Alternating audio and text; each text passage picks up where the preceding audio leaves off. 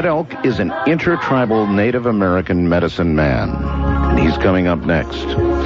He's a self-described half-breed Native American from both the Blackfeet and the Shoshone nations, as well as part Irish and French, member of the Hyoka, I believe it is, contrarian group of Native American lost boys, which he is one of the 12 inner of that group, one of the last 9 members of the Red Web Society, who are working to bring understanding to Earth. He is official keeper of the tunnels, official keeper of the pyramids, temporary caretaker of the flying red dragon drum, a very sacred drum on the Hopi nation, and the altar carrier of the nations. Red Elk is called by both whites and full breeds as a bridge between the native people and all other religions, including the atheists.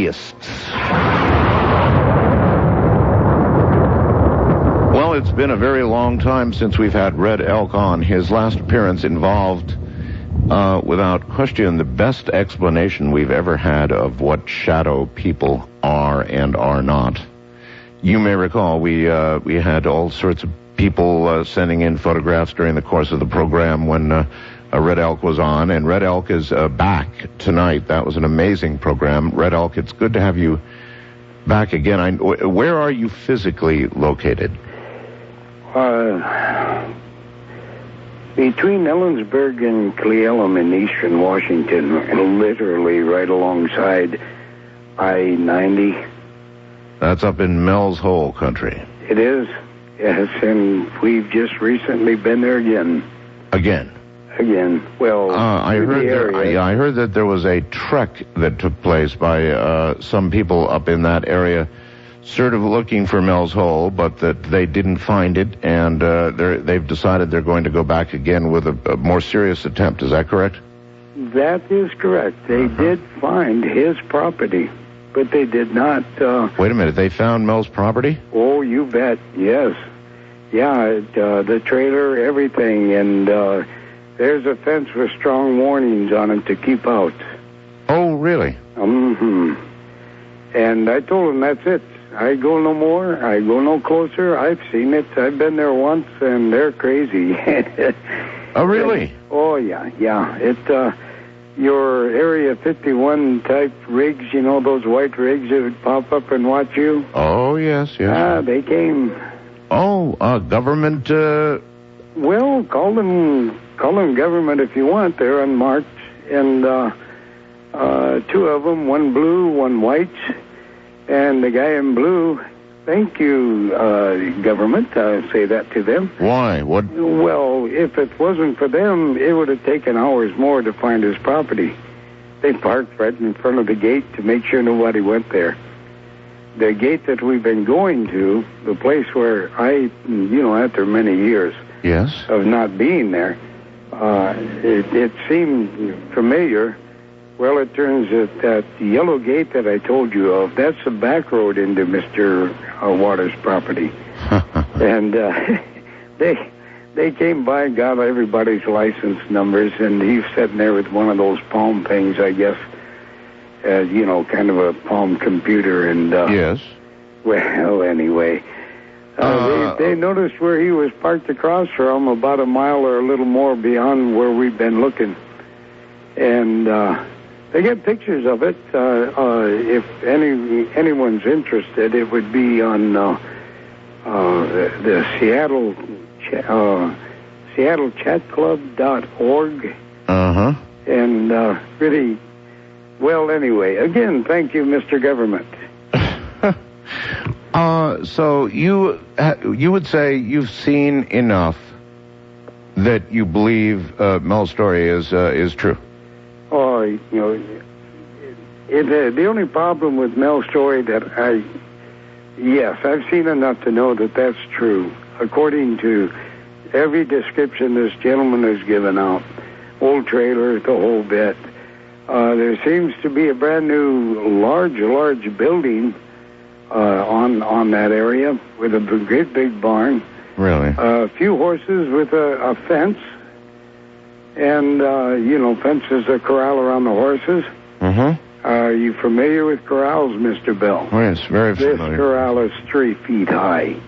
3 feet high? Mm-hmm. Gee, what are we corralling in there? It's a good picture from the air, Mr. Bell.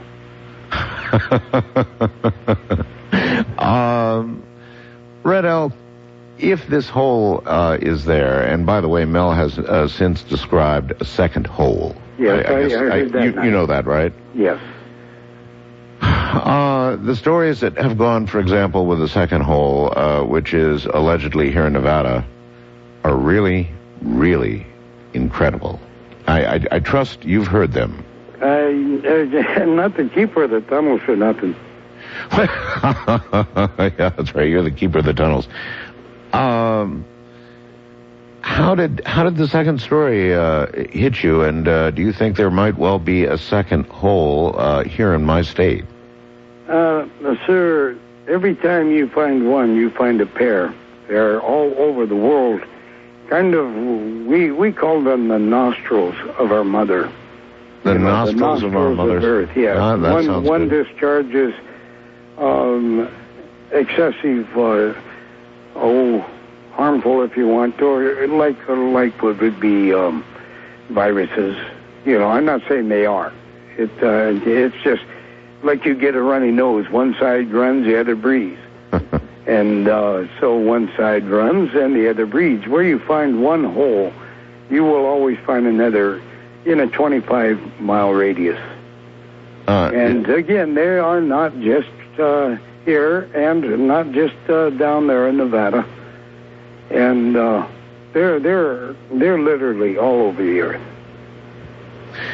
And I guess we might as well go ahead and get the rest of it. You think these holes connect to an inner Earth, correct? Absolutely. And an inner Earth with inner worlds within that Earth. Yes, but may I clarify that? Absolutely. Thank you. People have got the impression it's a ball floating inside a ball, floating inside a ball, you know, on and on for 5 below us. Yes. The Earth is dead solid all the way to its core, with giant caves that decrease in size as it gets further and further towards the core. So if deep whalers or diggers or whatever, you know, drillers, yeah. Well, whatever they're going for. Yeah. If they happen to be digging above one of these caves, these are enormous caves, and especially the ones directly below us, they sometimes range 600 and 800 miles long, 200 and 300 miles wide, and in some places almost 3 miles high. All right. Here's something I had happen on my program that I would like to ask you about. Mm-hmm. I had a man call that said, in essence, that all holes in excess of 10,000 feet are classified. And he said that were he to give me any more information on the air, it would compromise U.S. security. So I said, fine, send me an email. He never did. Still, it sticks in my mind that he said that, and I wonder if you think there might be anything to that. From my information, it goes quite a bit above 10,000 feet. But at some point, Red Elk, is there a government clampdown classification that occurs? Yes. Why? No. No, I'll say no more. But yes. Well, I will say a little bit more. I talked about lizard people and stuff, and people really think I'm out of my tree. I know. Well, that's all right. It's my tree. It's your tree. You got that right. Yeah. And we do have interaction with these beings as well as a number of other beings. And these beings, the vast majority of them, are literally not of this planet. And the lizard beings, the Dracolians, they themselves have colonized this planet eons ago. Literally, not more than than a blink, as far as time goes, from when Lucifer came. So they are colonized now from 3 of their own planets. And to them, this is home. It's just like you white people, America's your home. You colonized it. And to the Indians, it's our home. We took it from you, right? Isn't that the way it went? Well, sort of, kind of, yeah. Sort of, kind of? Sort of, kind of. Well, at least sort of, kind of. So, I guess most people, they want to know about what's below us. They want to know about these creatures that are not really human, that we can't call human. Well, the origins of these creatures, I mean, have they always been beneath our Earth? No. They came shortly after Lucifer went in. Well, that's a long time. That's a long time. Lucifer's been down there for a while now, I think. And if you really want to know their workings, which is, first off, allow me to say they are humans. They just don't look human. Humans are people that have souls, all right? And all humans, no matter what planet they come from, no matter what they look like, are humans of their planet or soul bearers. And so they're human. They're our brothers and sisters, just as you would be considered a brother or sister of each other because we look like two-leggeds. So we have some sort of loose relationship to them?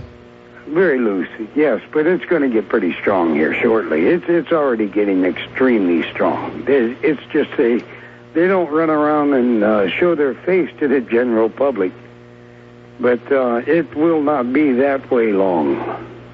So there's about to be a connection between those below and those above? Oh, yes.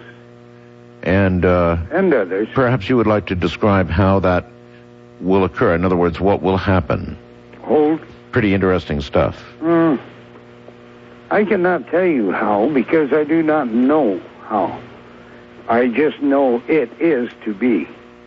The interaction is going on every day. When you say soon, then? Well, soon, within 25 years, well within 25 years.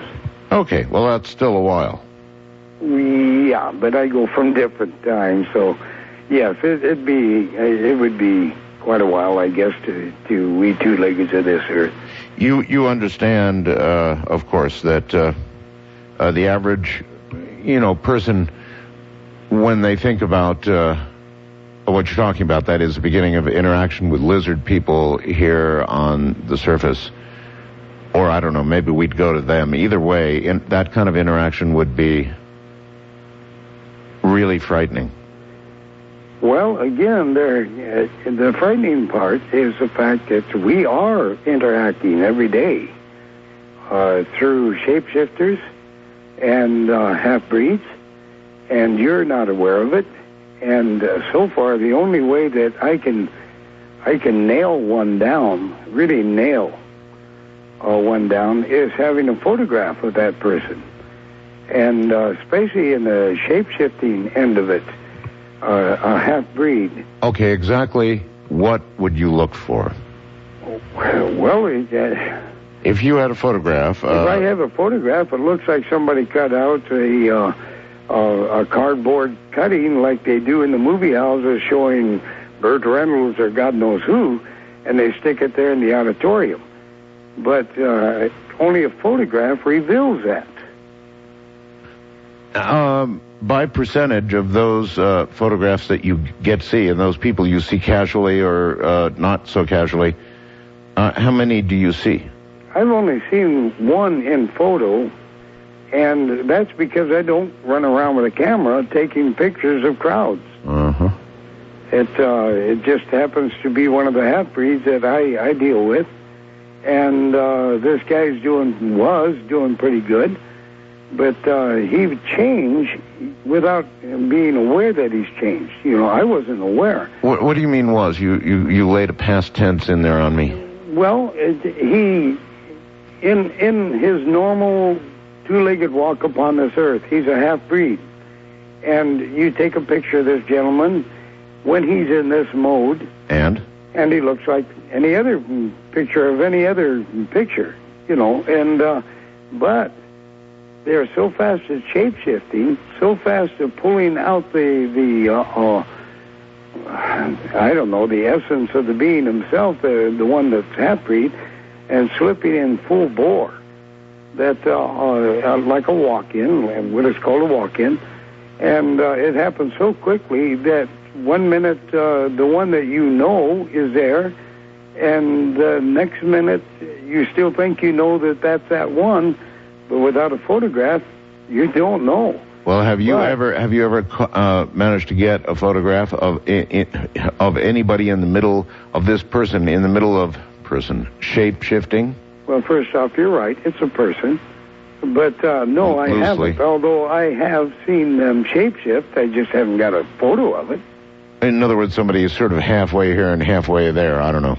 Well, it's a strange deal, but they're good at this. And there's a lot of interaction. You rub shoulders with them yourself, and I'm not aware of it. I'm sure of it, because there's that many running around here. I have no doubt of it. I rub shoulders, I'm sure, with... You know, the way I talk about all this stuff on the air, my friend, I'm rubbing shoulders with all kinds of things. I can feel it all around me, always have been. Well, you can feel one now, another nut on the air, right?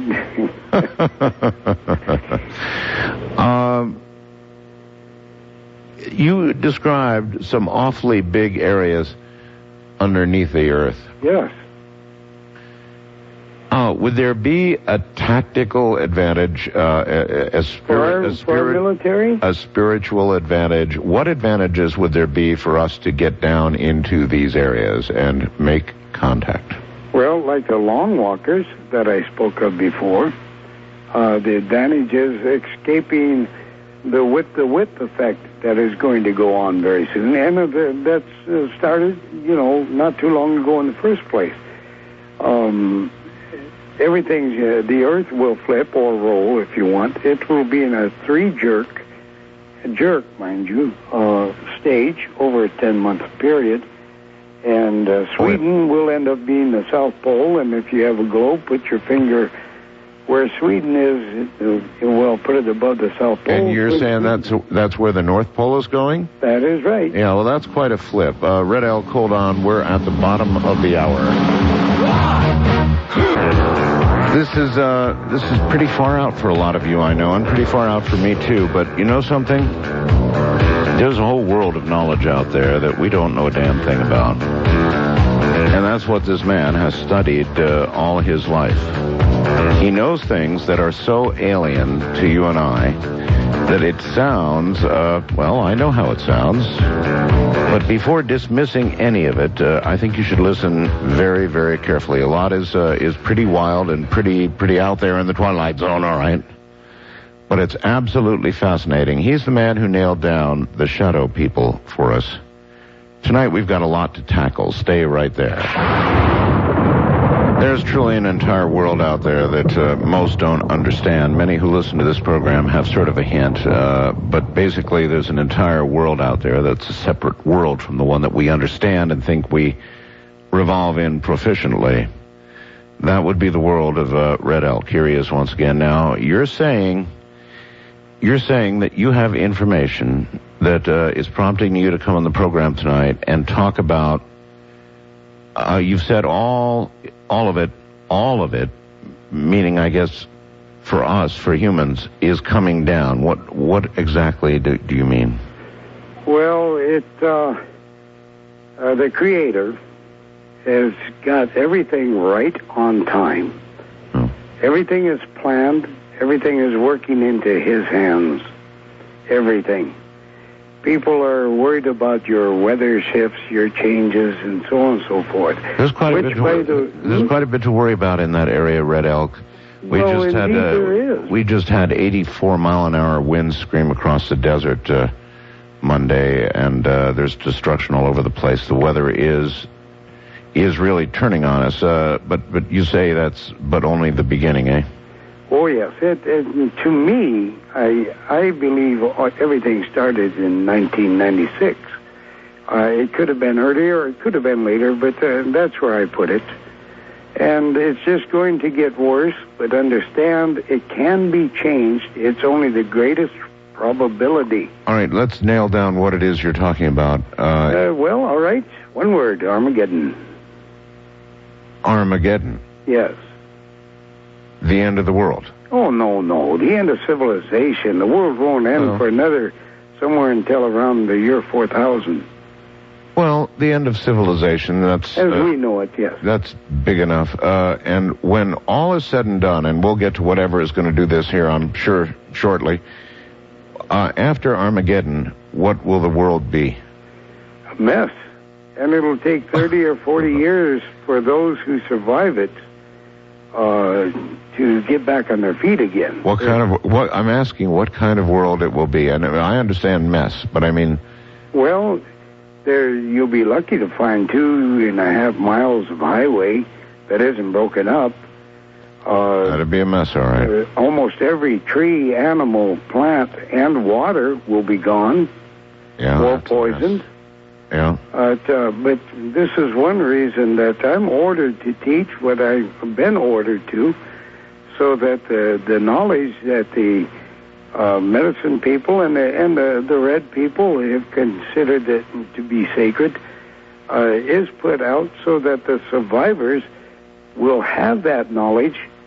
By learning now, it will pass through. Some people will remember. Do you understand that a lot of people wouldn't want to live in a world like that? They'd rather not be alive in the world you're describing? I do, and I also understand people. Too many people, they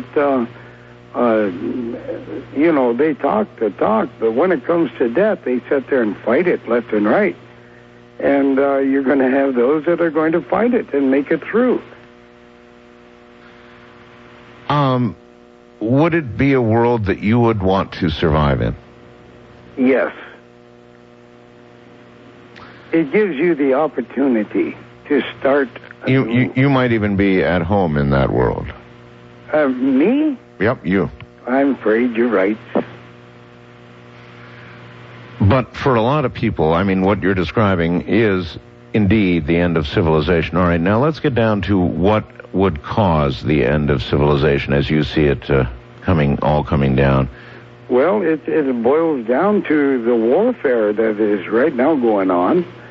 It is between Lucifer and the Creator. It started all over again, and the unholy four, which are 4 different alien beings, including the Dracolian race, the so-called Greys. We call them insect, or I like to call them bee people. A group, the gargoyles on that planet that's coming, that one that makes a big oval path. Gargoyles, you mean... they look like gargoyles. Gargoyles. What you are obviously referring to is the 10th planet. Mm-hmm. Yes, the whole Sitchin story. Well, I don't know the whole story. All I know is that dang thing is loaded with bear. And with gargoyles. Well, I mean gargoyles when I say bear. Yeah, they're the worst things in our solar system. They're just unbelievable.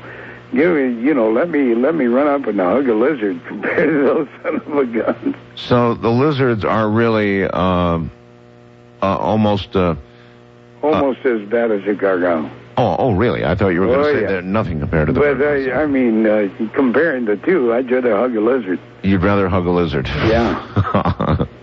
Well, so then we're in trouble beneath and above. Yes. So to speak, but right? Less trouble beneath than above. Well, what about right here on the surface? Now, you mentioned the ongoing troubles. We've got trouble in the Middle East. Powell is over there right now, having essentially no success in stopping the fighting. The fighting is continuing. And, of course, the Bible tells us that when Armageddon comes, it will come and begin in that exact area, of course. Yes. Uh-huh. They're going about that all wrong. But, again, we are on the path of the greatest probability. But it is still yet a probability. It can be changed. And we can turn everything around. You and I and the poorest nation can be living in an utter paradise if we as a mass of people would put our mind together. And Mr. Bell, you have done it a number of times on your show. Nothing at that level, Red Elk. I have done experiments that suggest what you may be saying could be true. I don't know. Well, what you're doing, my friend, is quite scriptural, but, two or more together in my name. And I'm not going to say that the name of Christ, I'm saying it, but you got to remember what that two-legged being was. He was love on two legs. Any two together in love, in pure love, not lust love or anything like that, but caring love. Mm-hmm. Then they can change much. And if we as a world could gather together in love, or the majority of us worldwide, not just the United States, I'm speaking across our planet, and truly aim our love. You know what? I don't doubt that is right, because then all hearts would change. But and I also don't doubt that mass consciousness can do some things that are scaring me a little bit. I'll admit to all of that even. But I don't see those hearts changing right now. In fact, if you look at the present progression of events, there's more reason to believe that Armageddon is just a tick away, Red Elk. It's much easier to believe that than it is that all of these hearts are going to change, and the Palestinians are going to embrace the Israelis, and the Israelis are going to embrace all the Palestinians, even Yasser, and all get together and be peace. If I were a betting man, Red Elk, I don't think I'd be betting on that. Well, I would be right alongside you. This is why this is the greatest probability. This is why Armageddon looms. But, again, it can be changed. All right, but if it is not changed, which I'm sorry, pragmatically I consider much more possible, then what is going to happen? Well, Mr. Bell, you don't understand the Creator's plan, and I'll try to nail it real quick. Basically, Earth is a mousetrap in space. You and I are the cheese, and all people of all the creations in planes, times, and dimensions, not parallel times, are coming here. They are at this very moment battling above and around us. Uh-huh. And they're battling over you and I. And we're the cheese. We're the cheese. We have all the DNA of every soul-bearing being from day one, long before the earth was born. From day one, in our bloodline. Mm-hmm. And the unholy four are claiming us as theirs, and the other says, wait a minute, they've got our bloodline too. Some people don't want to go to war, but they have no choice. So literally everybody is being drawn to the cheese, to the trap. Well, I don't want to go to war, and yet I feel it is almost inevitable. Unfortunately, you're correct, my friend. Just out of curiosity, without intervention, without change, Red Elk, how close do you suppose we are? How much time is left if it goes all the wrong way? If it goes all the wrong way, that's right. Again, I am overstretching because I'm shown things, I'm told things, but I'm never given the time frame ever. And I really, and I know this deep within my heart. I know, way above knowing, I know that I'm correct, that we are within the time frame of within 25 years. Well within it. 25 years. That's not very long, and that doesn't give people with children a lot of hope. Well, there's so much hope out there. Everybody, I tell the truth, at least as I know it. By the way, I represent the inner Hioka society. I do not represent any American Indian tribe or nation at all. This is my society that I belong to. And under that, I want to make it clear, under that, this is why these things are being brought out. Well, you call yourself a contrarian, right? Well, I think you called me that. Well, I read. Yes. I just read your introduction here. I don't even know what contrarian means, but I'm contrary. I'm a Hioka.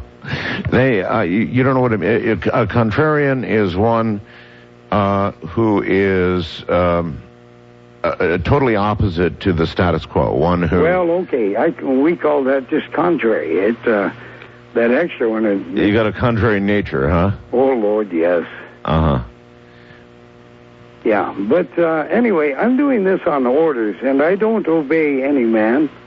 I don't obey any man. I mean, you're doing this on whose orders? The Creator's.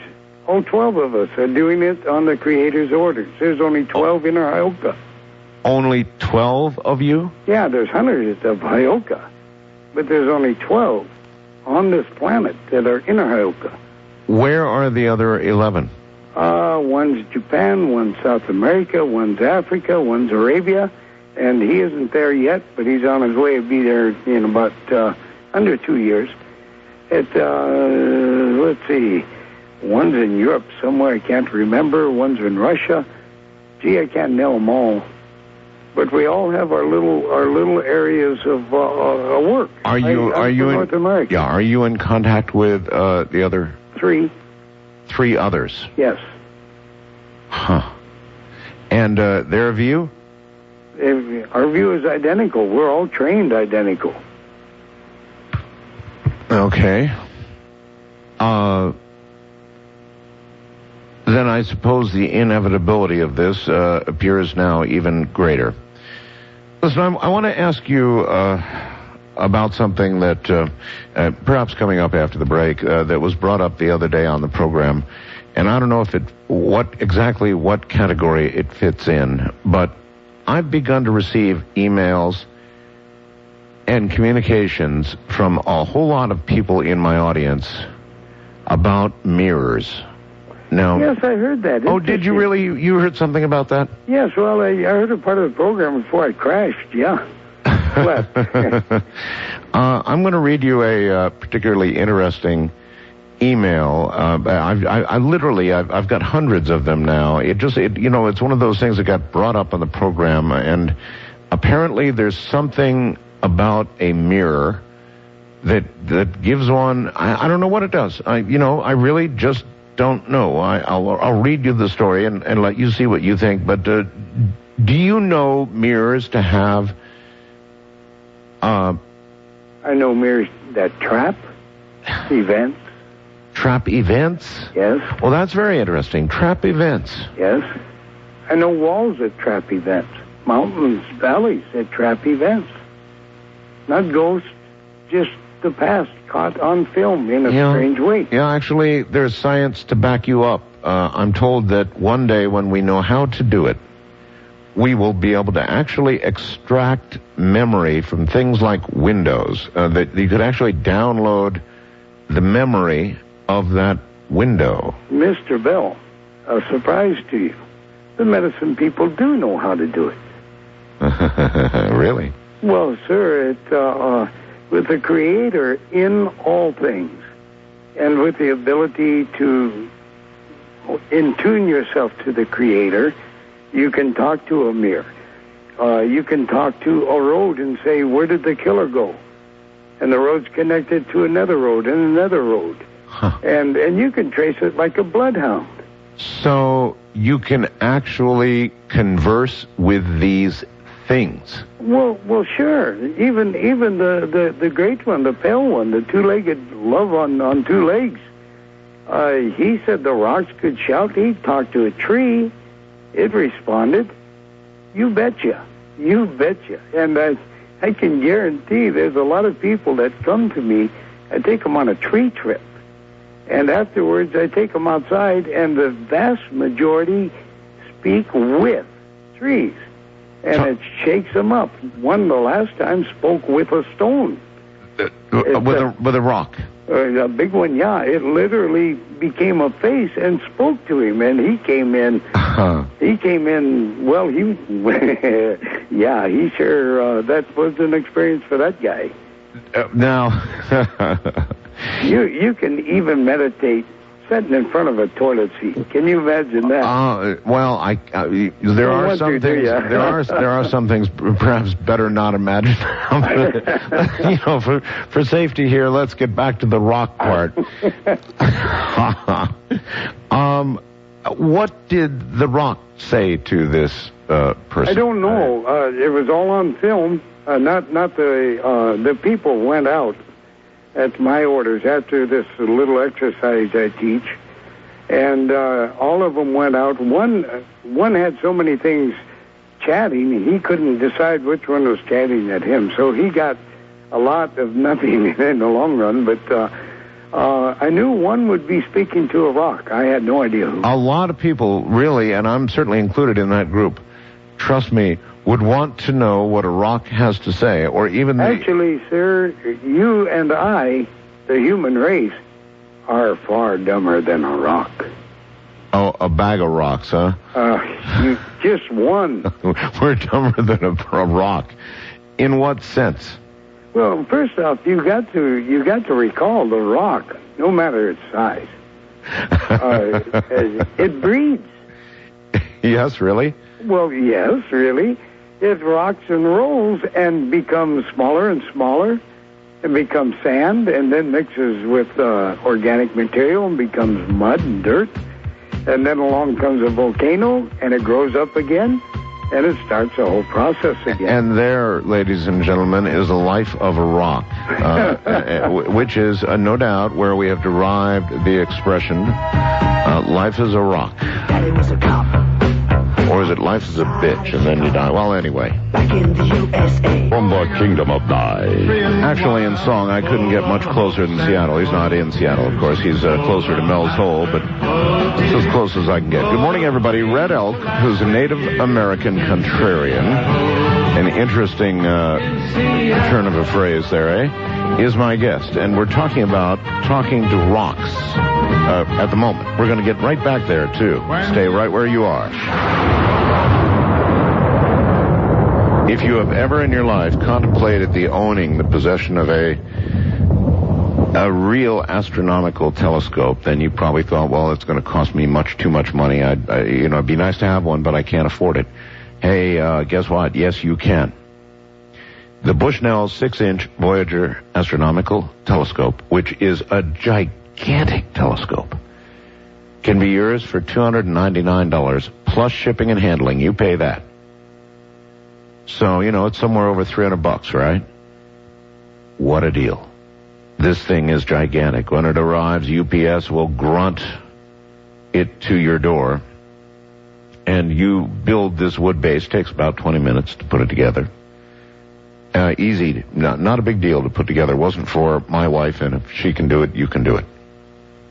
That doesn't mean if she can do it, I can do it. At any rate, she did it. We put the telescope on, and oh my God. The universe is out there. All of a sudden, it is yours. The rings of Saturn, the dust storms that were going on Mars. Moons, our moon. You put it on our moon, you're down inside craters. Go look at this thing on the web. It's at forthenightsky.com. That's FOR, thenightsky.com, and you run that all together. Or call them and just order because they're almost gone. The number is 1-877-447-4847. Again, it's a toll-free number. Please write it down. I'm getting so many emails on this. The number is 1-877-447-4847, and they will answer any questions you have on this incredible, almost done deal. And now, Priceline.com is the easiest commercial I do. I'll give it to you straight. I've been using it for years, and there's no way I'd use anything else. There's no way. And there's no way you should either. If it's an airfare, a hotel, a rental car, whatever, a vacation, anything, any of those categories, I'm talking about saving you 40 to, say, on hotels, over 50%. 50%. They did a survey in which, New York, Chicago, and L.A., the biggest cities, where if you were to book a room, you'd be saving right around or over 50% by using Priceline. Now, here's the deal. Go everywhere. Who cares? Go to any travel agent you want. Go to other online sites, and then just before you're all done, go to Priceline.com. Name your own price. Within an hour, you'll get an email back. Usually it says, yes, we accept. And you're saving 40, 50%. Incredible amounts of money. So this is a commercial. You shouldn't have to sell people on saving money. Huh? You don't really have to. That's the deal. Go everywhere you want. When you're done, go to Priceline.com and save the real money. I can't leave this rock thing for a moment. I do have something on mirrors, but I really... of course, that when you begin talking about this kind of thing, even though theoretical physicists are now beginning to say that things have memory, and that memory one day will be retrieved, I mean, that's right at the very edge of our theoretical physics in hard science right now, Red Elk, but here you are saying... Because they are white and they're just starting to learn. Because they're white and just starting to learn, huh? Yeah. You wouldn't think that a rock, as a whole, would have a lot to contribute. Now, some rocks perhaps more than others, depending on where they've been and what they've been doing, I guess, but I'm serious. What could be derived? What information, if you could communicate in some manner with a rock, could you possibly get? You speak as if I don't. If I could. No, I do. And I'm sorry, I don't... To do. I don't mean to sound doubtful. I'm trying to ask an honest question here. What? All right, here's one instance. I was working on a construction site. I'd been ordered they had made a ditch, and I'd been ordered to dig out this rock. Okay. Well, dang, I was in my second day, and it was not a big rock. It wasn't even half my size, It was a little, I doubt if the thing weighed more than 42 pounds. What do you weigh? All right, well, I'm down from 293 to 178. Well, so that would still be a pretty good size rock. You're underestimating. Well, I'm talking size-wise, not weight-wise. Oh, I see. All right. Okay. And anyway, man, this thing was getting me ticked off. And boy, I got so darn mad at it, I started talking to it and really lambasting the poor bugger. Why? Wait a minute. Why were you upset with the rock? You want to dig a rock that size for 2 days? Oh, absolutely not. No, neither did I. So and I was out there in this heat. Digging this stupid thing. And it was just hanging on to the earth. It was like it had arms. I've got you. And finally, I really lambasted into it, and the darn rock said, "I am holding the roots of that tree." And you could get the idea of it pointing to that tree. So the rock told you that it was an important aspect of the tree. That is correct. So then what did you do? I said, to heck with you. I got a job to do, and by golly, let go. So you're coming out of there, or I'll blow you to bits. Just about. If I had the dynamite, I would have done it. I'm sorry, I shouldn't laugh, but you know how people are going to think of this, Red Elk? I guess some of us, in the same sense, would talk to a rock like that. I mean, we might, but we would not... Mr. Bell, all medicine people talk to things that you think a piece of wood is a tree, is sure a living thing. Well, Red Elk, I talk to my car. You talk to your cat, but I've got to be honest with you. My car, at least as of yet, has not responded in any in any way I can discern. Well, someday, if you break down in that desert of yours, I did once, yes. well, talk to the part. Talk to the Creator who's in all things. You know, actually, when it broke down, I did talk to it. I mean, I got up on the mountain, and the fuel pump went. I mean, it was brand new, right? And the fuel pump went. And I said a lot of things, probably most of them really unkind, for several hours. My wife and I both did. In fact, she had words with it as well. But you see, it didn't answer. Well, I've literally had the same problem, a fuel pump, just making a small pond under my truck.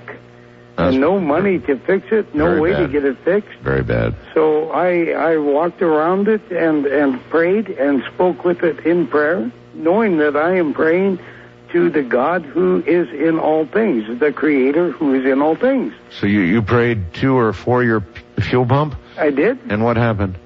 It stopped leaking. I drove all the way home on an empty tank, some 47 and a half miles.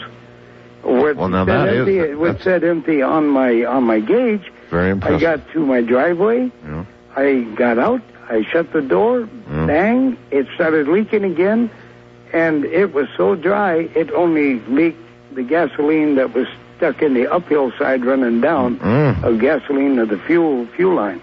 Well, then maybe it worked. In my case, I really only transmitted very negative things to it. Increasingly negative, actually, as the hours wore on, and into finally this guy with this big flatbed thing comes along and hikes it up and takes us to a place where I said further unkind things about it, to other people, in fact. Anyway, it's a long story, but it never worked out well. Next time, maybe I'll try a different approach with it. Well, you know, Mr. Bell, there are no accidents. You learn from every aspect of your life if you've got half a brain. Yeah, well, I don't know about that either. Well, you should learn. You know, bad things happen to people, and it's not until maybe years later that they realize how they've grown.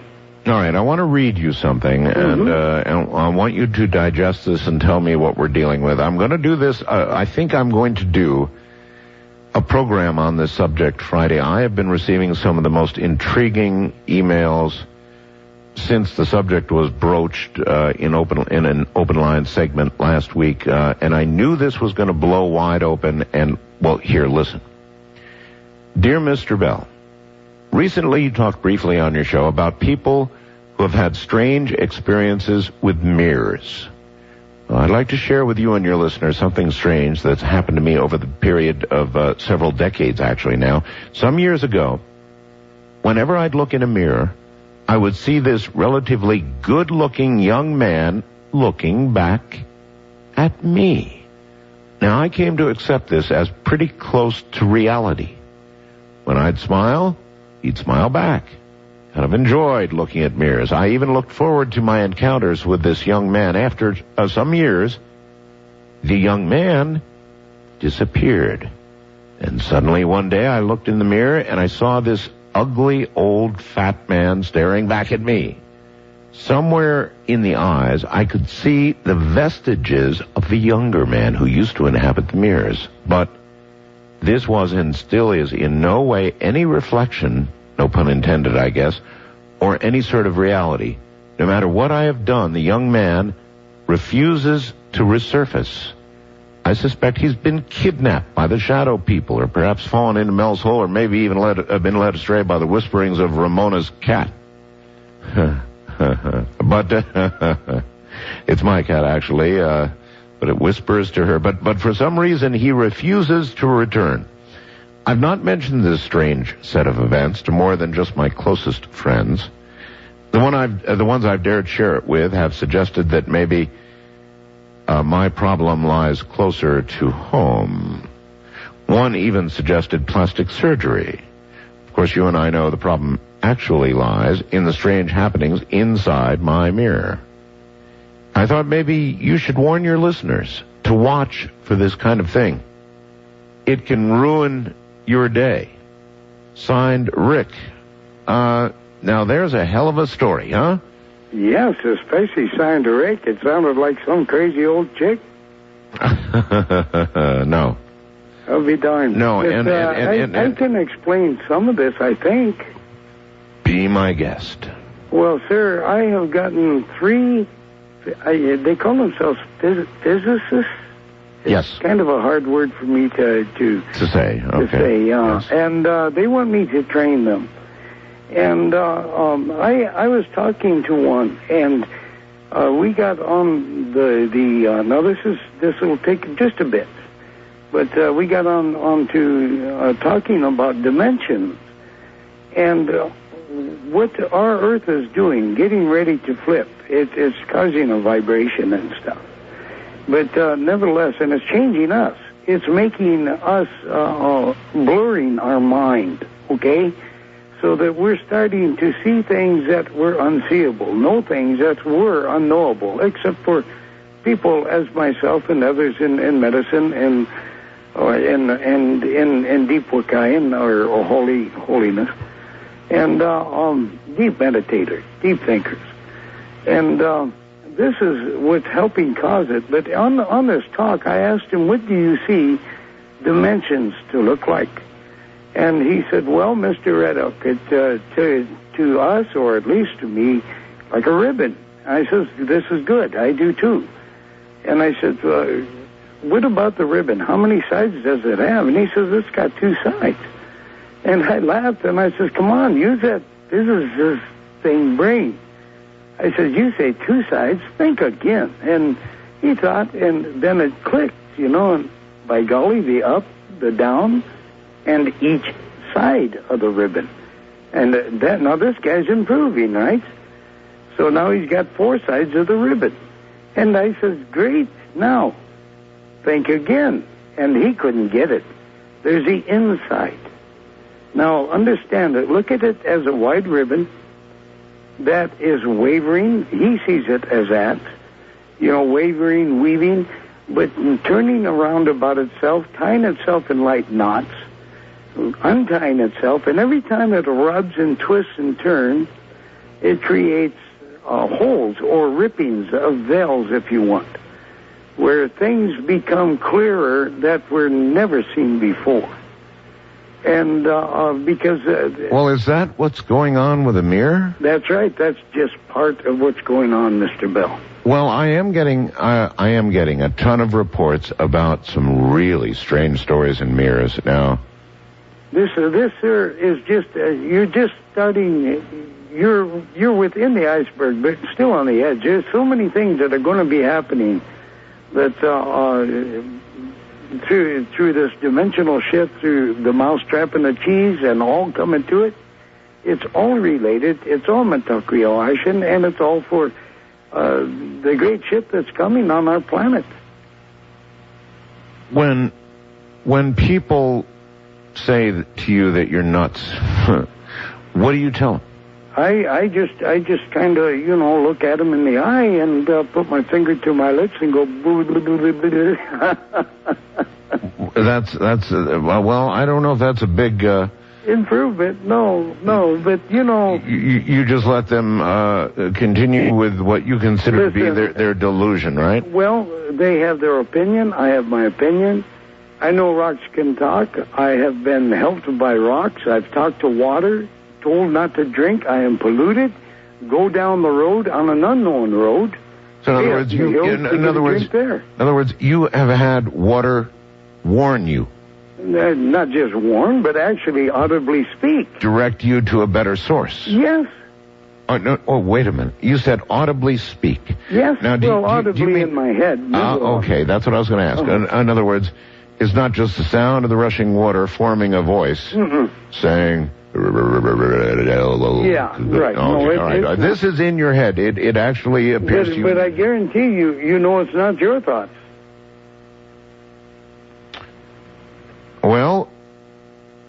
There's so much out there, Mr. I know this is out on the edge of all things that we could even remotely consider possible, but again, it doesn't really get in a giant dispute with current theoretical physics. And there are a lot of things we don't know, and it may well be that things can transmit information to human beings.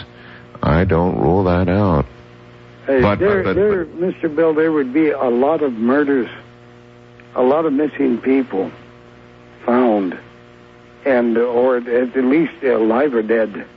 If people would just learn how, and it can be done. There was a program a few years back, one of these these wanted, or mystery things, and a lady had disappeared up here in this state in eastern Washington.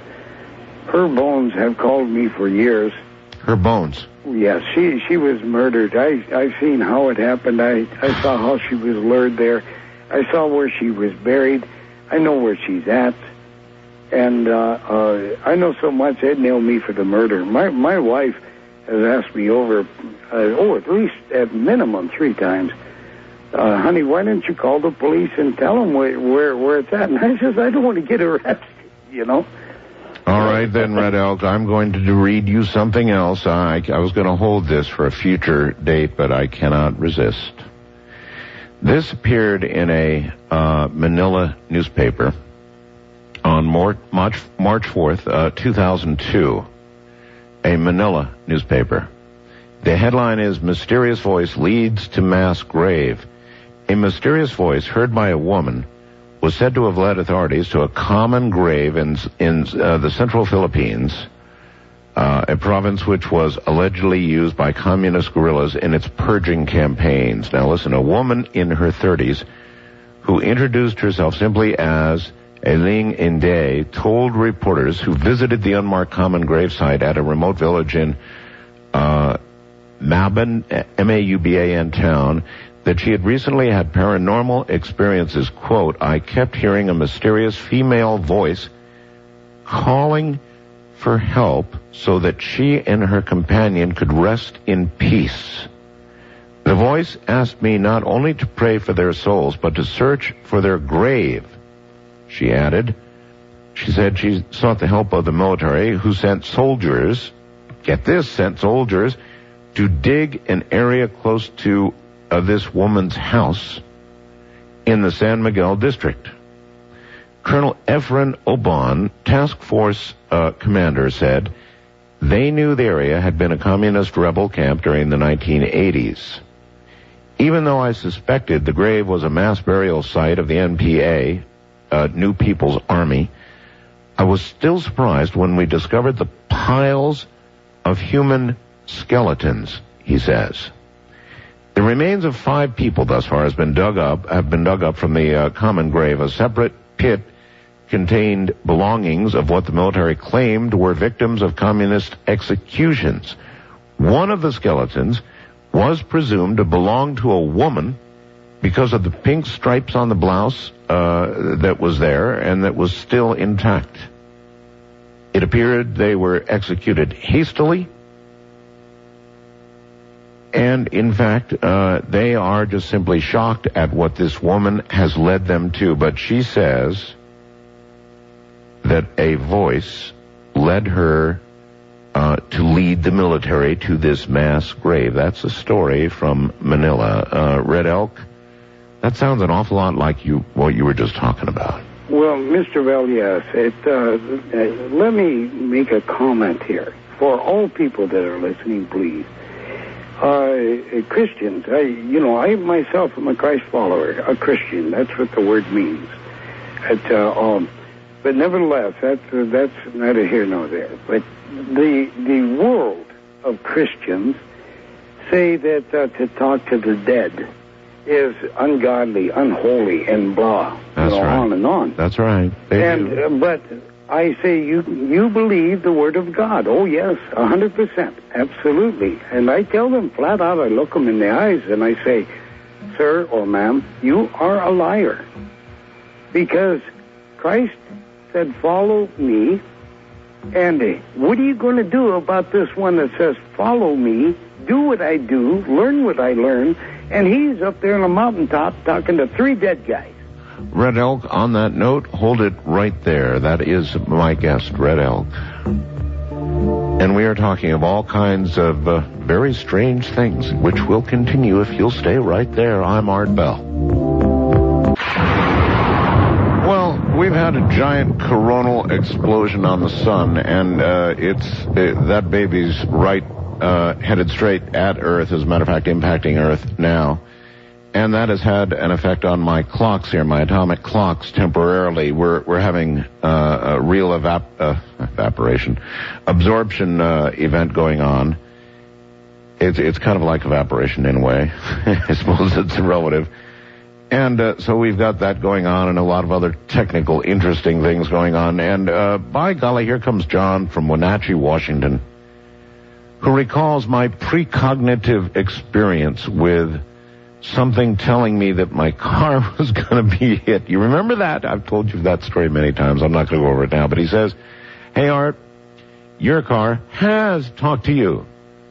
Who do you think it was who told you that it was going to be hit so long ago when you had that experience? It was your car. Could be. Red Elk, you're back on the air again. Okay, let's wrap this little piece up. But I'm not off of the subject about your mirrors. Actually, we're right on it. We're weaving a story. And this woman who heard this voice, she's probably Catholic. Most of those over there are. The majority of Filipinos are Catholic, yes. Yeah, not all, but most. The majority, yes. To come forth with this, scary to her. And I was mentioning, what are you going to do with our two-legged love, on our mountaintop with talking to three dead men? The fact is, and this goes to the whole thing, the fact is we're not to call up the dead. If they show up, what are you going to do about it? You understand? Oh, yeah. Yes. The Christians have got it. Oh, they're burying themselves because of their stupidity. But don't I make friends. But nevertheless, the mirror and things like that, all of this, the voices, the mirrors. Why would a mirror? It's all this twisting and turning of the ribbon and the ripping of the veils and the vibration of the inner earth. Yes, but just out of curiosity, Red Elk, why would a mirror be a doorway to see or hear things that you cannot otherwise? What properties in a mirror?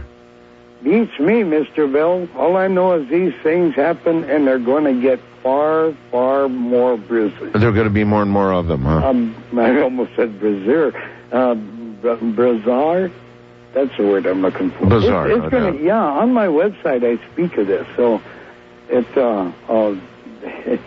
hey, get ready, folks. We're in for a change, and you can't help it. You're either going to turn like a green reed and bend with what's happening, or stand there with your back straight and bust off. There's a big change. We're in it. It's not coming. We're there. It's just getting stronger. Well, I do believe that. We're in the middle of a change, all right, and the weather appears to be leading the way. Again, I go to what's going to happen after all of this change occurs, and what kind of world we're going to have, and what kind of people are going to be the ones that are going to make it from here to there. I take it it's going to be a relatively small percentage compared to the 6... My math is correct, sir. 10 million on this earth will be left. Yes, all right. Well, there are presently almost 6 billion people on the earth, if not by now more. So if you're talking about a few million, maybe 10 million people surviving, that's almost everybody dying. Mm-hmm. But of those who do make it, Red Elk, dire as this prediction is, what kind of people are most likely to make it? Sir, every race, every creed, every color, and a mixed mash from rich to the poorest. It is almost like throwing lots, and Snake Eyes comes up out of 400 dice at one time. So you're saying that there is no particular kind of spiritual person that's going to make it, and it's going to be a virtual Noah's Ark of a sample of almost everything on Earth. Yes, that's what I'm saying. Isn't that interesting? Only those that go through it and survive are those that the Creator has chosen. What will happen? You'll have 30 to 40 years of pure survival, deep survival. Picking up a rock to hit another rock to make a knife, not knowing how to nap it, into a sharp edge, but just busting rock against rock to cut. People in time will, a big city will be 16 mud huts like in Africa, made up of mud and what little vegetation they can find. But that means that everything we now know, our big cities, our industrial might, our military might, our infrastructure, you said roads would essentially be gone. You'd only find short portions of them. What is it, Red Elk, that could do this kind of incredible, unbelievable damage? The same thing, my brother, that took down the city of Atlantis 2, not 1, down there in the Bahamas. Number 1 is under ice in South Pole. The main Atlantis was an island country stretching all the way across, most underwater. It now or under ice, and it will be Earthship or. First-time callers, area code 775-727-1222.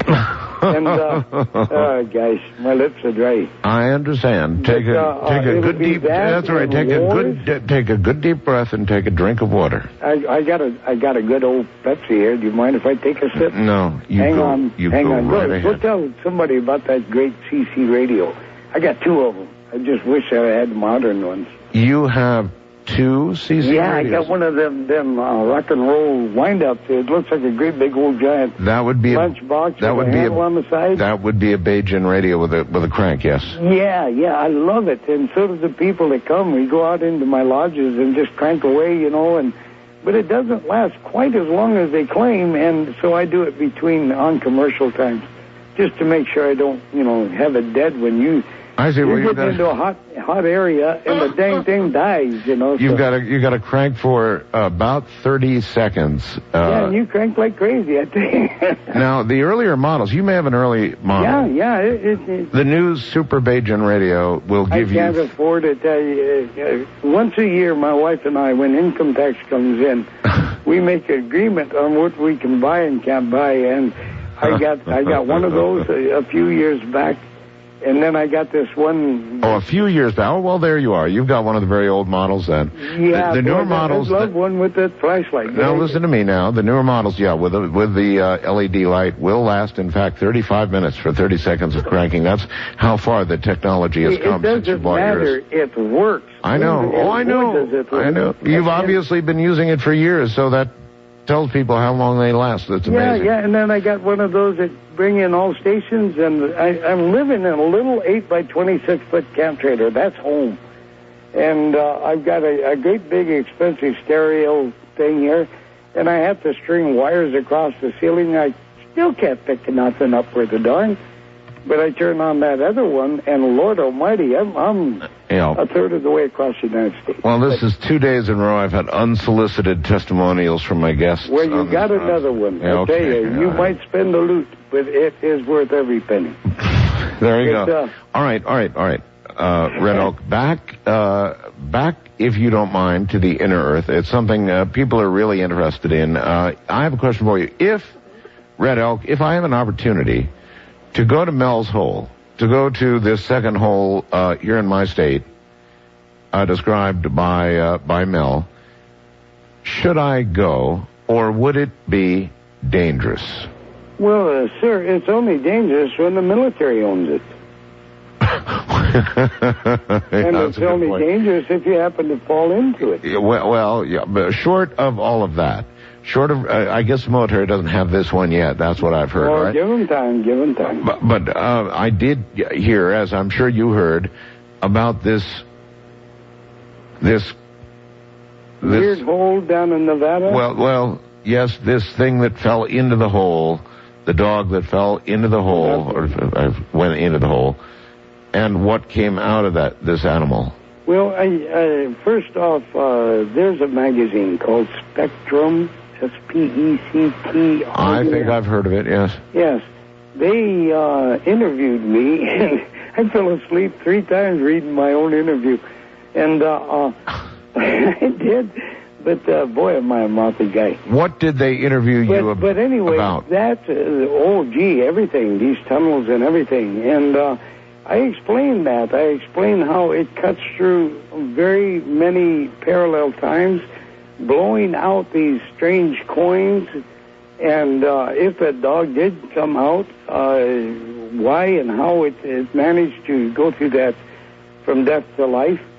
What Mr. Mills was talking about down in the new hole with this poor sheep, by the way, the sheep did die of a heart attack. That's right. Of a heart attack. Yes. The fear was so great it couldn't take it. And what that beastie little thing was, I asked the inner queen, what was that all about? And she told me a new name I'd never heard of called rock flyers.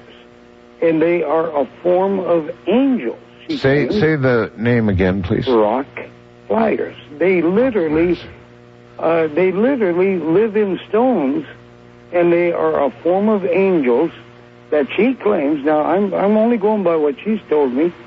Are the totems or the angels of the fairies and gnomes and stuff, and literally the same totems that our Indian people carry that come from inner earth. A totem is not a totem pole. We're speaking a totem or a protector. See, we didn't have the Jewish angels with wings and white looks. The Creator didn't leave anybody alone. He knew what we could accept. And anyway, she said what Mr. Waters had, and it's not his name, but anyway, what Mr. Waters said or happened was a strange being coming up. She said, this is extremely rare. It happens just a few times in many, many centuries.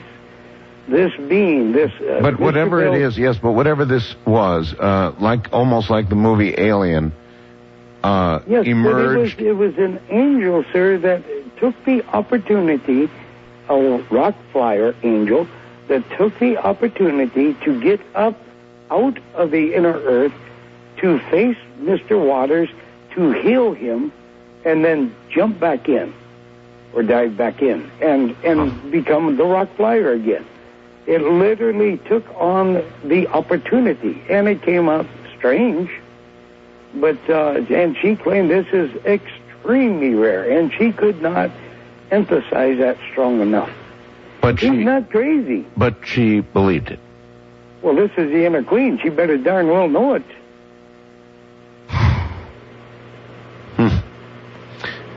You realize, to most people, how crazy this whole inner earth thing sounds. Well, look, Mr. Bell, inside the earth, where the lizards have claimed their realm, it is really, our own military should learn this.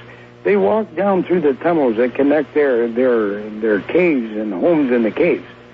And it's really strange. Their body heat or whatever lights the tunnels about 20, 30 feet in front of them, and it goes out about 10 feet behind them. And even though you and I would, peek our head up and look at the tunnel, you couldn't see anything. You're so far down, you'd poke your eye. Well, that would seem like an appropriate evolutionary path for a being that lived beneath the ground where there's not light as we understand it. Yeah, and it's a phosphorus green, and you can read by it. And these Dracolian people, you got to remember, they're just because they look kind of stupid, scary. It does not mean they're dumb. And by the way, they are the ones that have tremendous amount of reason for these inserts these people are having. That they're getting these little pieces of glass-like things that are put in ears and arms and whatnot. You're now referring to what we call implants, yes? Yeah, that's the word, yeah. Uh-huh. And you just don't realize what these people do, these inner beings. They walk around in these tunnels, and if they get a hunger, a thirst, if they want a shot of liquor, they have actual machinery. Like you and I would go to a motel and go and get a pop out of a machine. Yes. They would go down the hall, go to a machine, and they got little bells and whistles on it, little handles and all that jazz, all electronic, and they can see above Earth and spot the one or more who have these inserts and cause problems, and they suck the energy, the fear, well, if it's a rape, they get the fear of the woman being raped, for instance, or if it's a bombing at the school. Man, I tell you, these people are causing more trouble than you people have any idea about. I don't doubt it. I mean, we know. They suck on this like you and I would suck on a straw with pop. Yeah, we know that there is an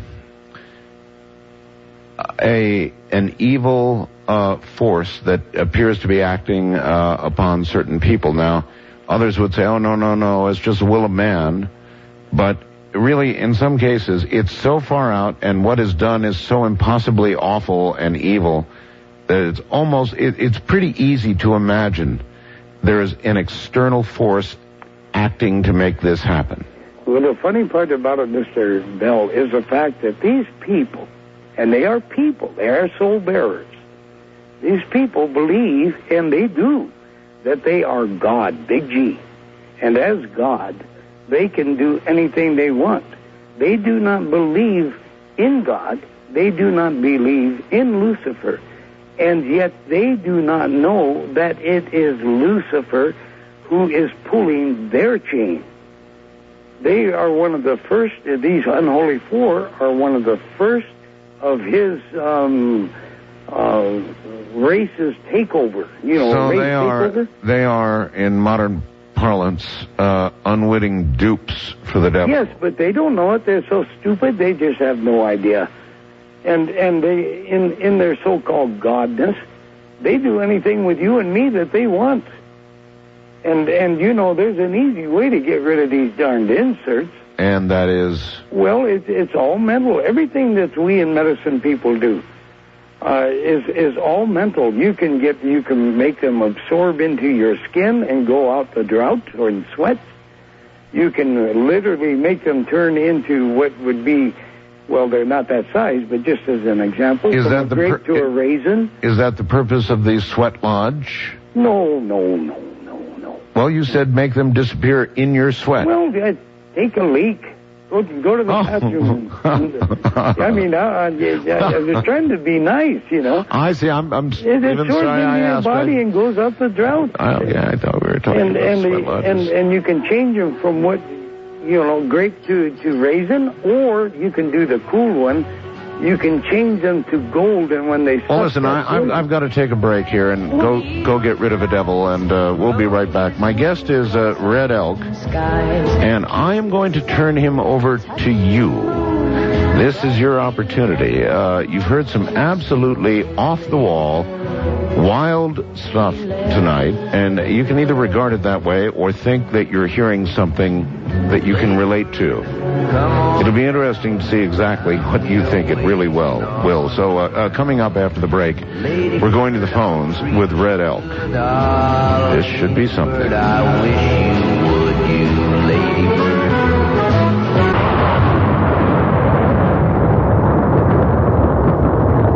All right, I thought I would take Red Elk now and put him on the telephone with some of you out there. How about that, Red Elk?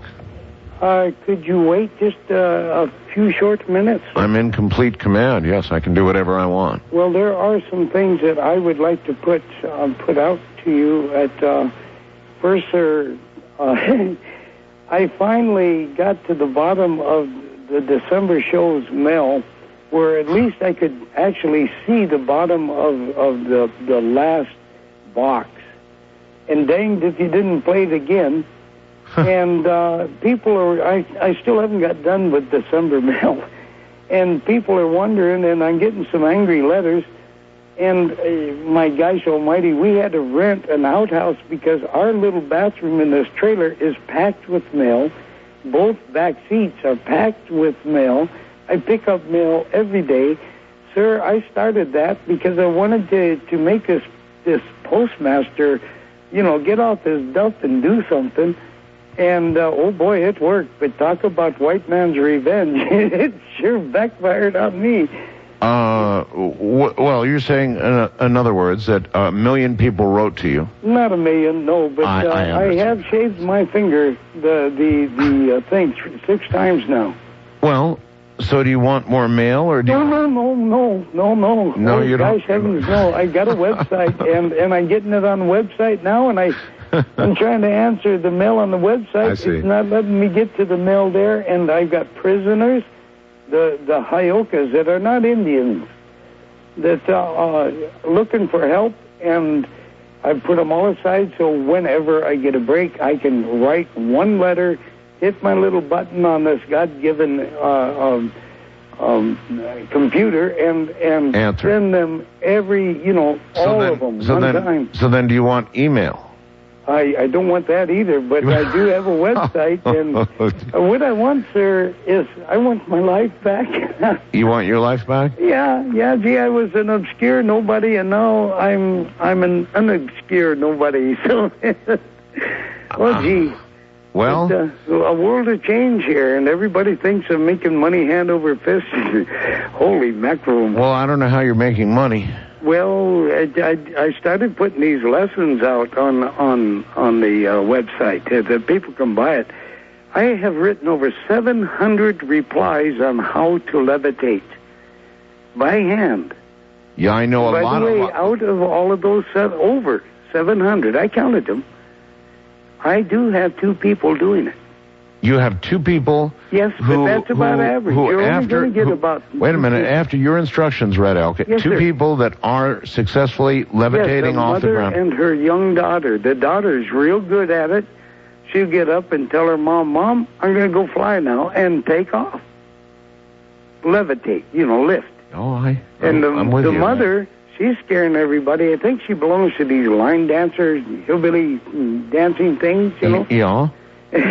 And they click, click, click, jump, click, click, click, jump. Yes. Well, she goes so high, scares the hell out of everybody. But, yeah. Okay, and she wrote me, she's worried. What are we going to do about this thing? I said, well, that's why we don't do it in public, you idiot. Then let me understand. Then you're selling on your website lessons. Yeah, and I got Indians ticked off, giving sacred knowledge and making money, and watch out for this guy, he's a con, and all. Just because you're teaching people to levitate. Well, to them, this is sacred stuff that I'm teaching. It's sacred. So as far as they're concerned, you should not be charging people. That's right. I That's see. right. Well, and yet it's okay that Person's that gotta the live. medicine man gets paid when they come to him. Yeah.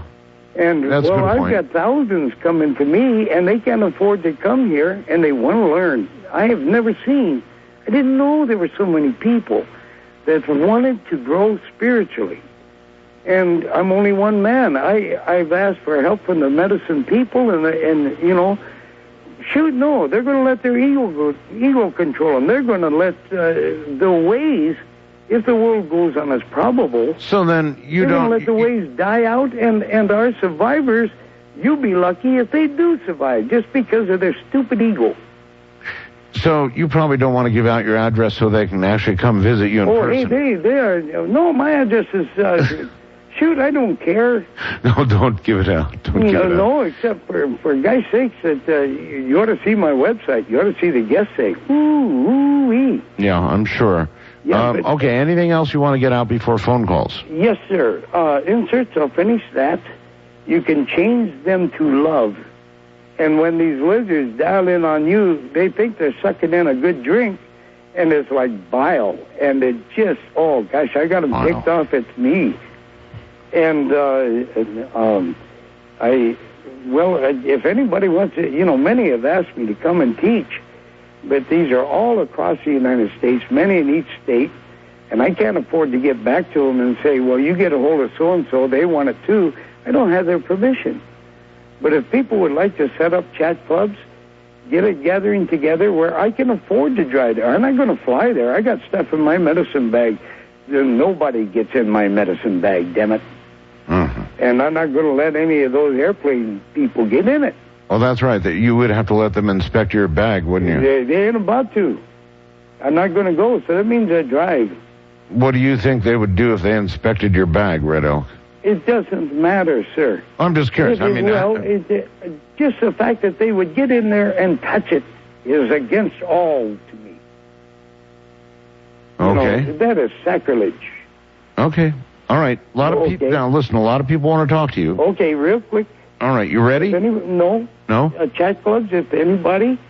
And please think of this. All people, start envisioning what you want the seventh generation ahead to be like. Envision it. Look what the good you want your seventh grandchildren's to be. Envision it now and work towards that goal. Now let's go.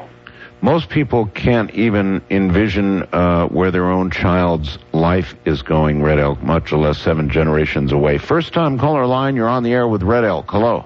Aloha, Art. Aloha. And the same to you, Red Elk. I'm Kathleen from Kona. A little aside, I did get a reply from your December show, and thank you very much. Oh, there you go, Red Elk. See, there's somebody you communicated with. Well, believe me, I communicated with a lot. You did. Okay. Now, here was my question, though, Red Elk. I have a friend, and most recently, she, in passing comment, told me about the lizard person that she had begun seeing, and that this lizard person was in the back of her car, but has become more prominent and, as she said, a part of her family. Now, I didn't know what to make of it, so I made nothing of it to her. But if there is an upside or a downside, and if there's anything that I can advise her, how would I go about that? First off, she has a lizard showing up like that, my sister, because she has these danged inserts in her. Now, she has welcomed the dang thing. Implants, in other words. Yeah. She has welcomed this dang thing. She has put herself in extreme danger, and anybody that is involved with her will be very much in danger in time. They're making themselves known more and more. They want full control of everyone on our surface. Make no doubt about that. Were these implants, when you say she welcomed them, I mean, were they something that were put there without her knowledge? As a child. And probably, you ask her about missing time. Many times. The majority of these people, I would say 100%, that have missing time have these implants. Mm-hmm. Thank you, Mr. Bell. Is there anything I can do as her friend? Yes. What? What I told you. To pray. Pray is, honey, prayer works. All right, let's try this. Thank you, ma'am. Go ahead and give that a shot. In the meantime, Red Elk, I'll bet you know Pamela Stonebrook, don't you? Mm-hmm. Never heard of her. You never heard of her? No, sir. Okay, Pamela Stonebrook is somebody I initially interviewed some years ago, Red Elk. The one with the painted hair? Yes, Red Elk, the one with the painted hair, okay. who's having an ongoing physical, sexual relationship with a lizard. Mm-hmm. And enjoying it, every minute of it. So she claims, yes. Uh-huh. I tell you, these things, they're horny. They're horny. Yeah. Well, that's what she said. Oh, is that right? Yes, it is. But with what you just said about the lizard people, it doesn't sound like, she's hooking up with the right kind of lizard. There is no right kind. Well, there you go. So you would say that she is doing a very, very dangerous thing. Yes, she sure is courting fire. And I'm not talking hail on her head. And she is, geez. But then again, she's partly controlled. I'll bet you on it, Mr. Bell. Implants? I can look at a person and see the inserts and point and touch it and say, have you been hurting here? And, well, gee, yeah, for many years. It's a danged insert in implants. Implants, yes. All right. I see these things in people's bodies. I understand. Wild card line, you're on the air with Red Elk. Yeah, I've got two questions I'd like to ask. About 3 years ago, I had a dream where the world was it wasn't so much engulfed as just a wall of flame went around the planet, and the only people that survived were the ones that were in touch with so-called animal side of them. Would there be anything to that dream, or was it? It would be true. It would be so true, sir. At the next time around, my friend, which is very shortly, this world will come close to being destroyed, mostly by fire. And consider when the Earth flips, all the electrical wiring that's cracking around live, starting fires, people with candles falling, starting fires. We got a mess ahead of us. And only those who are spiritually in tune with the Creator and all things, including nature, these are the ones that can make it. I'm not going to say they will. I say they can. Oh, and in the military that are running down into the holes. My other question, is it possible that someone would be like one of these half-breeds that you're talking about? Because I've always felt deep down that I was what the old Norse or the Vikings called the berserker, which means bear man in their language. And would they know it, or would it be possible that they'd be a half-breed without knowing it? Yeah, that's a good question. Could you be a half-breed without being aware of it? Yes, and being a half-breed and being aware of it and just being bewildered because this is crazy. Mm-hmm. Yes, sir. Your answer is yes. It is quite possible. Well, again, you realize that there are a percentage of people out there, Red Elk, and I can tell by looking at my computer screen, who understand what you're saying and do grasp what you're saying, believe me. And then there's another percentage that think you're crazy as a loon. Well, sir, I say this. Believe not a word I say. Stick around. You'll find out. Or learn to check it. Okay. And then reject or accept. But don't believe anything I'm telling you. You make up your own mind. You're going to find out in the long run. East of the Rockies, you're on the air with Red Elk. Hello. Art? Yes. Red Elk? Mm-hmm. I want to thank you for sharing the Native American wisdom with us. Well, I tell you, my brother, I thank you for that, but the American natives, the other half, I'm a breed, remember, the other half aren't happy with me at all. Well, a lot of medicine people say the same things that you've been saying. But I want to ask you about the Hollow Earth. Mm-hmm. What about these these lizards? Some of the UFO researchers say that they're from other planets. Yes, originally, and they still are. This is a colony. How can they be stopped? A lot of people have children. They want a good future for the young generation. Hear me. How can they be stopped? Bad entities be stopped? My friend, there is a way, and I'm a danger to them, and I'm in deep trouble even sharing. But in the long run, the Creator is going to let the spring on the mousetrap stop them. That's why we are here. We volunteer, even though we don't know it. We volunteer to be cheese, bait. And everything is going to know, once again, there is one Creator, and that Creator is love. Okay. But in the meantime, there are ways to cool their thing, but to cool their agenda and their full agenda. No, there's no way to stop that. Only the Creator will do that. Let's say that you're having an individual encounter with one of these creatures. Yeah. What could you do? Well, first off, sir, don't fear. That's why they're there, to make you fear. They get to suck that energy. It's steak on their sauce. Yeah. All right, well, there you go, caller. He's basically saying the same thing he said about some of the shadow people, you'll recall, that they right on. They take the energy, they take the fear, and they feed on it. What about the Greys? Are they different? The Greys, sir, in the first place, these little ones that everybody's seeing, those are what is it when you make something out of another human being? What is it? Clones. And they're grown plants. They are not humans. They have no soul. They are literally made by the last of the true grays, which look like them, are taller, lankier, much skinnier, bigger head. And they have no soul. These are created beings, created by... They're thinking plant beings, just as most of their crafts are made out of plants and can expand or extract. Come in little at 16 feet, go out big at 200, 250 feet, full of our ores. How do we waken the news media and the respectable people about what's going on? Oh, I don't think you're going to do that.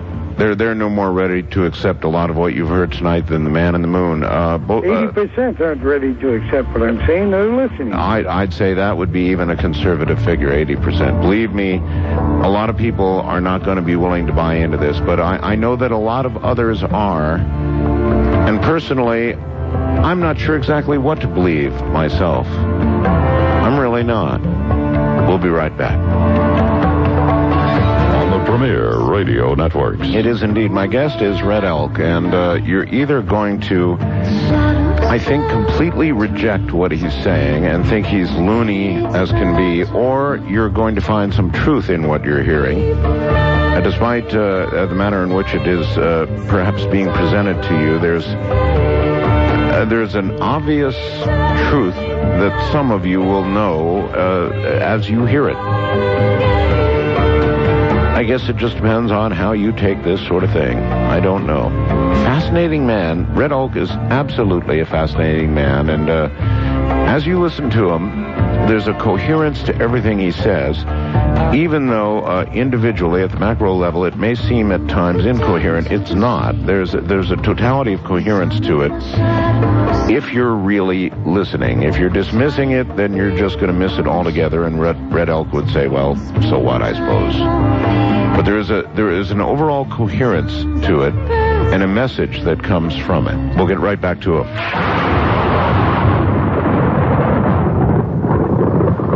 Once again, into the night with Red Elk. So, Red Elk, in terms of communication with you, what you would really like is for people to go to your website, right?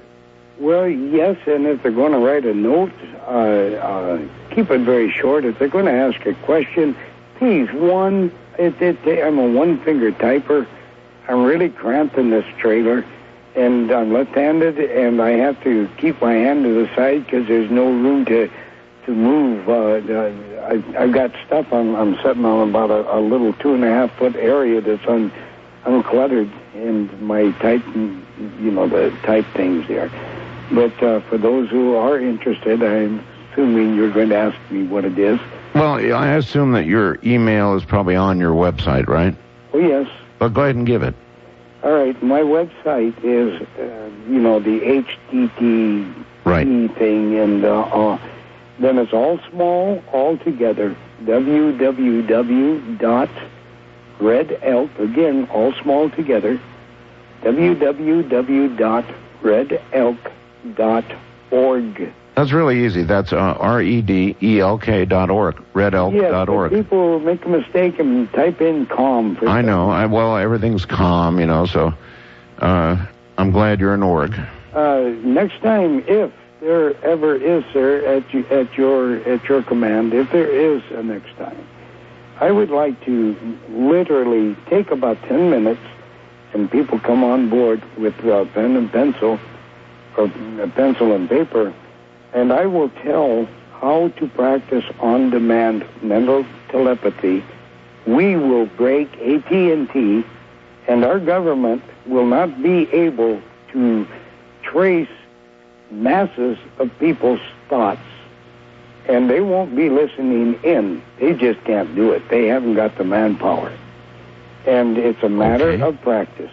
All right. I would love to give that to the people. All right. Let's plan that for next time. Now, with reference to levitation, that is a particular interest of mine, Red Elk. You say you've taught a mother and daughter to levitate, right? Yes, sir. All right.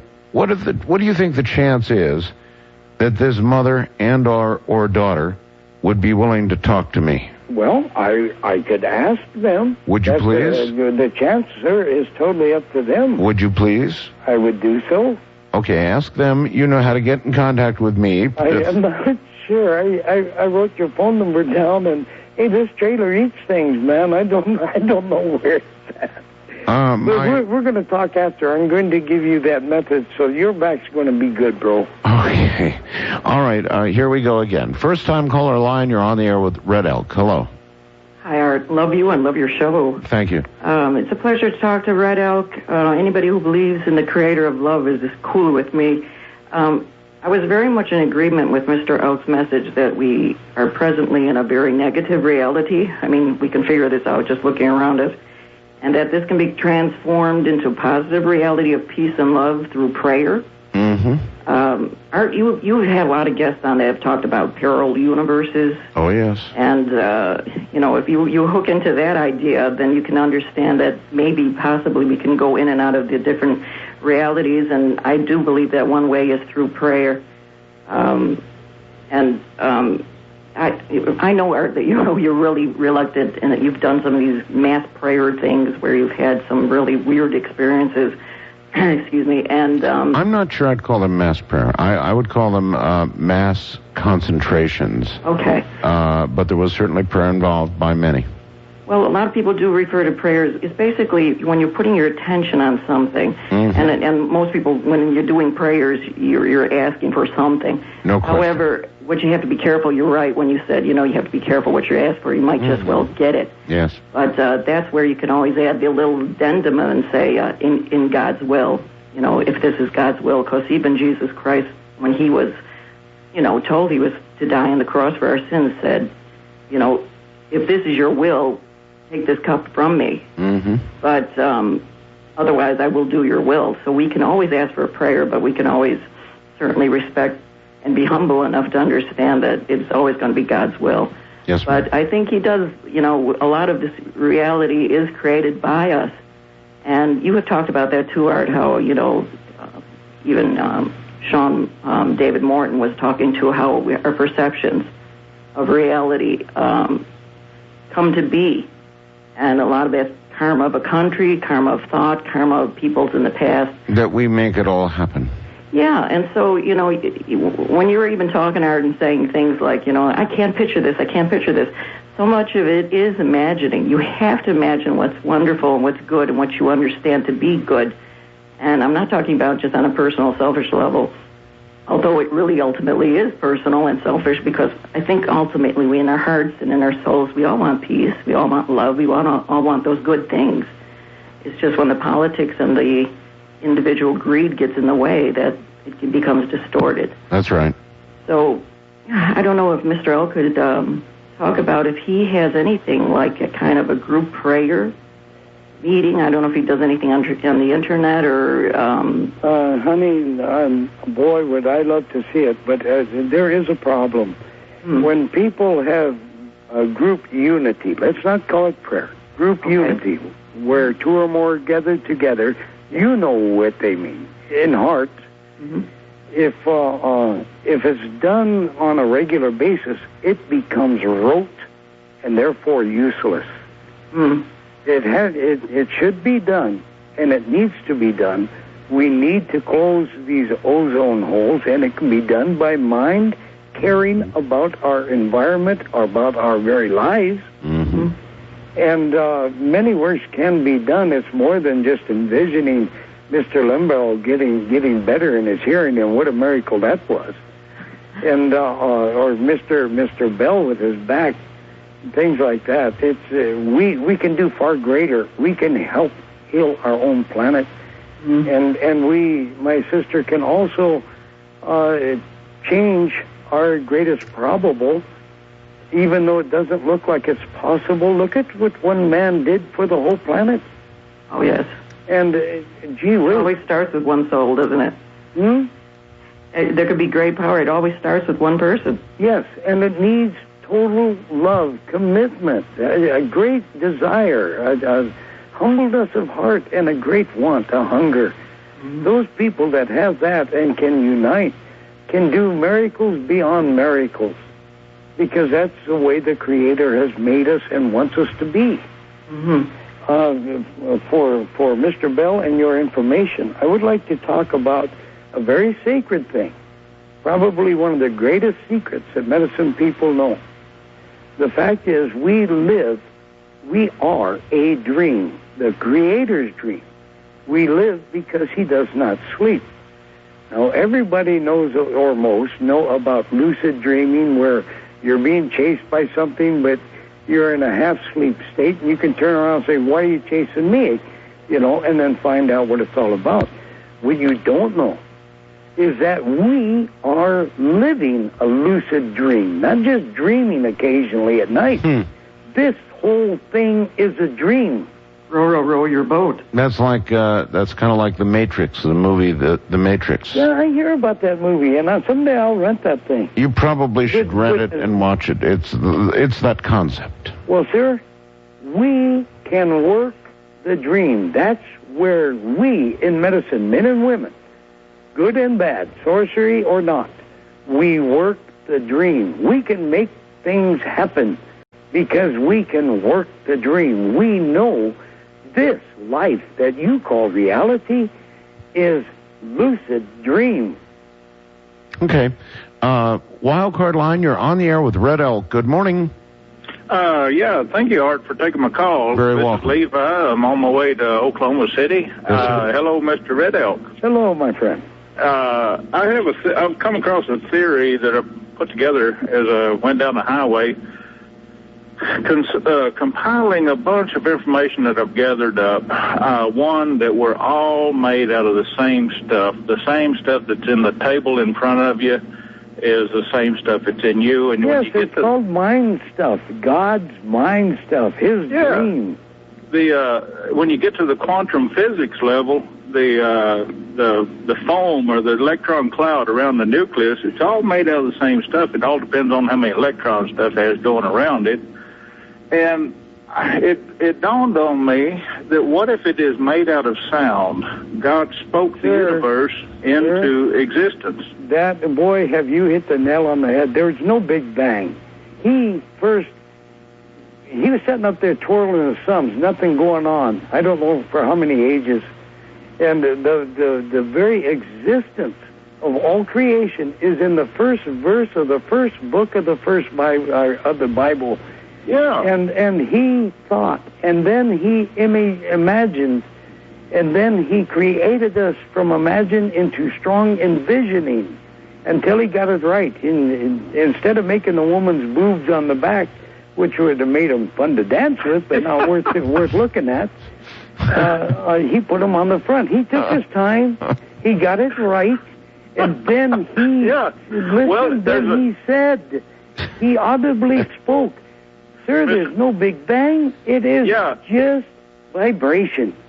Mr. Red Elk, the other place I found that in the text was where, I don't know, Jesus and the disciples going off to this town. They said, make these people be quiet lest we get thrown in jail or get in trouble or something. Yeah, and the rock should shout. And he said, if I'd make these people be quiet, Father would make these stones rejoice. Well, that suggests that there's sound on the inside of those stones. And intelligence. Yeah, and intelligence. And you were speaking about, y'all were talking about talking to rocks earlier and having the rocks talk back. Mm-hmm. Well, a lot of us talk to, whenever like Art was mad at his car, or part of the half of the communication, you talk to something, but the other half is listening to what it has to say. Now, Lord, can I inject here? Sir, when your wife and you head off for the trip, she thinks, oh my gosh, did I leave food for the dog? Did I water the plants? And, well, let's go back, and you run back, and lo and behold, the dog's got no food. Yep. The plants need watering. And they say, thank God, I remembered that. No, sir. They were called by the plants and by the dogs saying, you've forgotten us. Right. There was something the last caller touched on in imagination, and you touched on it earlier in the conversation. And the imagination is there's a very powerful law tucked away in, it's right at the Tower of Babel over there. God said, now nothing that they have imagined will be restrained from them. And it says, ye are as little g gods. We cannot be God, but we can be godly. We cannot be Satan, but we can be satanic. We cannot be Christ, but we can be Christ-like. And if you had the faith of a mustard seed, you can move a mountain. Yeah. And we in medicine do this. We have learned to work the dream. I would really like to learn from you. I want to look around on the website when I get time to find out how to get in touch. Hey, I'm raising all kinds of... I'm getting as controversial as Mr. Bell. Yeah, this man is really something, isn't he, caller? Yeah, he is really good. There's a lot of truth in what he has to say. I appreciate your call, sir. Thank you. Drive careful, friend. Take care. East of the Rockies, you're on the air with Red Elk. Hello. Marcus from Kansas City. Yes, sir. Hey, it's a pleasure to be on tonight. The more I listen to you, I have to thank you, sir, Mr. Elk, for speaking the word to us tonight, and I love you for that, the scriptures. And I'd like to ask you a question concerning the Christ, the Lord. I've chosen not to use the name Jesus because I've done some research, and it just seems like to me it's wrong. It really wasn't his earthly name. And I wonder if you, and I've noticed you haven't used that name either. I was wondering. Sure, it doesn't matter. Jesus, doesn't matter. Jesus, the Christ, whatever you want to call him. That man was the walking example of what love can do. Well, who can argue with that? Call him love. As a Christian. And I think that's pretty awesome, and you're an exciting man. And also, I'd like to touch on, I see in the world today how things seem to be backwards. They call good evil and evil good. Oh, yeah. And the anxiety for me is very high. And you seem to have much more peace than I do, that's for sure. Can you give me any... hint how to get there? Yeah, a little hints or some help information for me, please. See nothing as accidents. There are no accidents. It's all planned. See nothing as bad. Even your baby getting raped and ripped, and that's bad. But in the long run, it brings people... It gets rid of the chaff in the wheat, and it brings some of that real weak wheat upstanding tall. In the long run, there's a reason for everything. Yep, that's a very hard concept for a lot of people to understand. And it would be for me too, but I live by it. I've learned by it. Well, thank you very much. Okay, my friend. Right, take care. Yes, I believe every word you're saying. I believe that you absolutely believe every word you're saying, and I think a lot of what you're saying has an absolute ring of truth to those who have stuck around and listened. It's really interesting. West of the Rockies, not a lot of time. You're on the air with Red Elk. Hello. Yeah, I'm Walter from Mount Rainier. Yes, sir. I'd like to say the mirror, I'd like to ask him about the mirror. I've been using it for about 10 years, and I can prove the existence of God with it, real short and sweet. With a mirror? Yeah, I was studying guitar in the mirror about 10 years ago, and I was looking off to the side of the mirror as I was doing it, and I started seeing really weird evil-type things coming in. Well, I'll tell you, we're headed for one whale of a show on this subject. But anyway... The ribbon does twist and turn, creating rips and thinness in the veils that are really all around us. But I asked God to come in, the Spirit of God to come in, because I couldn't get rid of the evil-looking things in the mirror, and everything changed. And believe me, Art, you've been wondering about the mirror. Yes. If you sit there and look off to the side and say, Satan, come in, you're not, it'll shock you, it'll scare you almost to death. And you won't know how to get rid of it other than by saying, okay, Spirit of God, come in. And that's when everything changes. And it'll teach you, I mean, you don't even have to do anything. You can meditate there and feel safe, and you'll start learning things that you've never, ever learned before. Now, I hear you. And I've been seeing spaceships from it. I've been learning stuff from God. And one thing about I wanted to say that I've been learning from God was you have the thing on about Fatima on there, the secrets. This isn't about the secrets. This is about the solar event. And God is very disturbed that the sun bounced up and down. It's on film. It's on motion picture film. Sir, I'm woefully short on time here. Yeah, we got only about half a minute. You want to email me, and I will proceed to follow up on it. There are solar events going on right now. We have this big full halo ejection. It's actually hitting Earth right now. And we've got a gigantic solar storm going on. Auroras may be seen. Red Elk, boy, what a pleasure to have you on the air again. You're a strange sort, Red Elk, but, there's... Stick around and I will give you that thing. Indeed. I just wanted to tell you, you're strange, but you're absolutely intriguing. I mean, there's something about you. So I'm certain we will have you on again. In the meantime, I'm going to put you on hold and talk to you after the show, okay? Yes. Love to all and all love, please. Good night, Red Elk. Good night, my brother. Okay, folks, that's it for tonight, and I know that some of you, a good portion actually, heard and understood what you heard. Others rejected it entirely, but that's the way the world goes. From the high desert, I'm Art Bell. Good night.